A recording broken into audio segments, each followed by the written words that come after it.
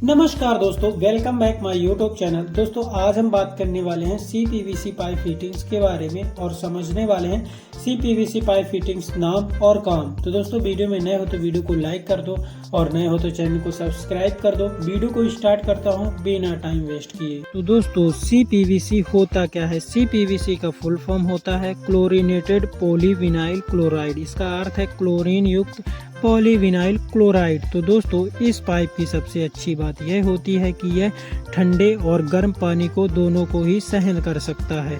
तो दोस्तों PVC और UPVC के मुकाबले CPVC ज़्यादा बेहतर होता है, ज़्यादा फ्लेक्सिबल, ज़्यादा टिकाऊ और ज़्यादातर उपयोगी होता है। तो दोस्तों इस पाइप की खूबी यह होती है कि यह ज़्यादा समय तक चलता है और ज़्यादातर घरों पे इसका उपयोग किया जाता है। तो दोस्तों उम्मीद है कि आप लोग CPVC के बारे में समझ गए होंगे। अब बात करते हैं दोस्तों इसके मटेरियल्स के बारे में। तो दोस्तों किसका कहाँ उपयोग किया जाता है? तो दोस्तों चैनल पे नए हैं तो चैनल को सब्सक्राइब कर दो, वीडियो को लाइक कर दो। तो दोस्तों बढ़ते हैं अब आगे। तो दोस्तों आता है CPVC पाइप। CPVC पाइप का उपयोग दोस्तों किसी भी फिटिंग्स को करने से पहले, चाहे वो किसी भी प्रकार की फिटिंग्स हो, उसके लिए हमें पाइपलाइन की जरूरत होती है। तो दोस्तों इसे हम कहते हैं पाइप। अब आता है दोस्तों सॉकेट। सॉकेट को पाइपलाइन को सीधी लाइनों में ले जाने के लिए तथा पाइपलाइन को दो टुकड़ों को सीधी अवस्था में जोड़ने के लिए हमें सॉकेट का प्रयोग करना होता है। इसे हम सॉकेट कहते हैं। अब आता है दोस्तों रिड्यूसर। रिड्यूसर यह सॉकेट के प्रकार का ही होता है। इसके अंदर अलग अलग व्यास बने होते हैं। दोस्तों इसके अंदर एक छोटा व्यास बना होता है और एक साइड बड़ा व्यास बना होता है।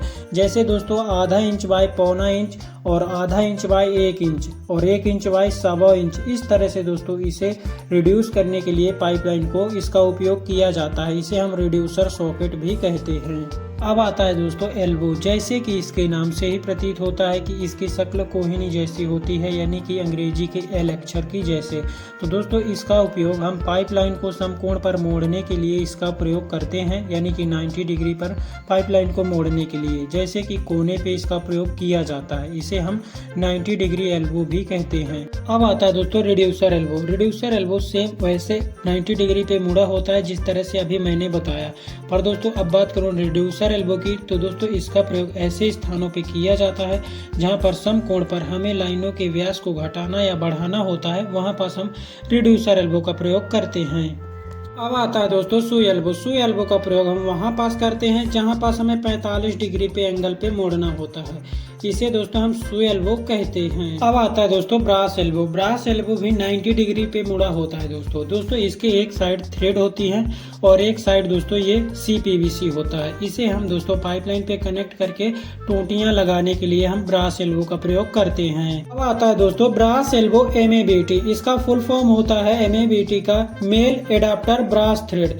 दोस्तों इसका प्रयोग हम 90 डिग्री को मोड़ने के लिए ही करते हैं, बट दोस्तों इसका प्रयोग 90 डिग्री पे इसका प्रयोग होता है पाइपलाइन को जोड़ने के लिए। इसे हम दोस्तों MABT कहते हैं। अब आता है दोस्तों प्लेन टी। प्लेन टी जैसे कि इसके नाम से ही प्रतीत होता है कि यह इसकी शक्ल अंग्रेजी के T अक्षर से मिलती जुलती है, अतः इसको इक्वल टी भी कहते हैं। इसका प्रयोग समकोण पर ब्रांच लाइनों को निकालने के लिए करते हैं, यानी कि पाइपलाइन जा रही होती है सीधी बीच से लाइनों को निकालने के लिए हम टी का प्रयोग करते हैं दोस्तों। इसे हम इक्वल टी भी कहते हैं। अब आता है दोस्तों रिड्यूसर टी। रिड्यूसर टी दोस्तों अभी मैंने बताया इक्वल टी यानी प्लेन टी के बारे में, यह भी सेम उसी तरह से होती है। बस दोस्तों इसका प्रयोग हम वहां पास करते हैं ऐसे स्थानों पे जहां हमें समकोण पर कम व्यास की लाइनों को निकालनी होती है, वहां पास हम रिड्यूसर टी का प्रयोग करते हैं। अब आता है दोस्तों क्रॉस टी। जैसे कि इसके नाम से ही प्रतीत होता है कि यह क्रॉस में बनी होती है, अतः इसका प्रयोग ऐसे स्थानों पे किया जाता है जहां एक स्थान से दो विपरीत दिशाओं पर समकोण की लाइनों को निकालना होता है। अतः इसके 4 मुख बने होते हैं इस टी के। दोस्तों इसका प्रयोग हम 4 दिशाओं पर पाइपलाइन को ले जाने के लिए इस टी का प्रयोग करते हैं। इसे हम क्रॉस टी कहते हैं। अब आता है दोस्तों ब्रास टी। ब्रास टी का प्रयोग हम वहां पास करते हैं सीधी जा रही लाइनों पे हमें किसी भी पॉइंट्स को निकालना होता है, यानी किसी भी पॉइंट्स को नहीं दोस्तों हमें टैप के लिए पॉइंट्स को निकालना होता है जब हम इस ब्रास टी का प्रयोग करते हैं। अब आता है दोस्तों ब्रास टी MABT। इसका फुल फॉर्म होता है मेल एडाप्टर ब्रास थ्रेड। दोस्तों इसका प्रयोग हम वहां पास करते हैं जहां पास अपना टी लगा होता है ब्रास TMABT सीधी जा रही लाइनों पे हमें FTA लगा करके पाइपलाइन को कनेक्ट करना होता है, वहाँ पास हम ब्रास TMABT का प्रयोग करते हैं। अब आता है दोस्तों बैंड। इसका प्रयोग पाइपलाइन को लेफ्ट एवं राइट एंगल पे मोड़ने के लिए किया जाता है, अर्थात जिस तरह से हम एल्बो का प्रयोग करते हैं वैसे ही हम बैंड का प्रयोग करते हैं, परंतु इसके लिए हमें ज्यादा जगह की जरूरत होती है, इसे हम बैंड कहते हैं।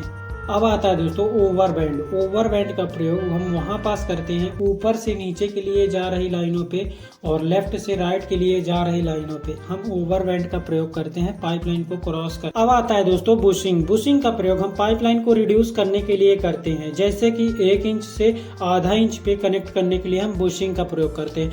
इसके एक साइड बड़ा व्यास बना होता है और एक साइड छोटा व्यास बना होता है।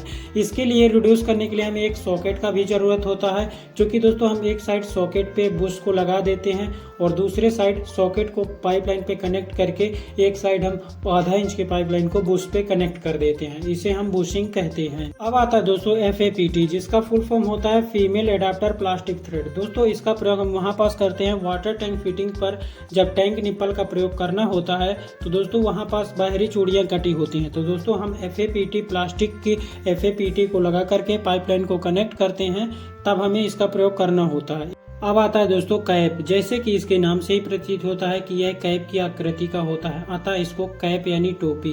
तो दोस्तों इसका प्रयोग हम पाइपलाइन को बंद करने के लिए करते हैं, ताकि पाइपलाइन पे कचरा वगैरह न जाए और पाइपलाइन खराब ना हो, इसलिए हम इस कैप का प्रयोग करते हैं। अब आता है दोस्तों 3-वे एल्बो। इस एल्बो के 3 मुख होते हैं, अतः इसका प्रयोग ऐसे स्थानों पे किया जाता है जहां हमें किसी पाइपलाइनों के मोड़ से 3 लाइनों को निकालनी होती है, इन्हें हम 3-वे एल्बो कहते हैं। तो दोस्तों आज का वीडियो बस इतना ही। वीडियो पसंद आए तो वीडियो को लाइक कर दो यार, नए हो तो चैनल को सब्सक्राइब कर दो।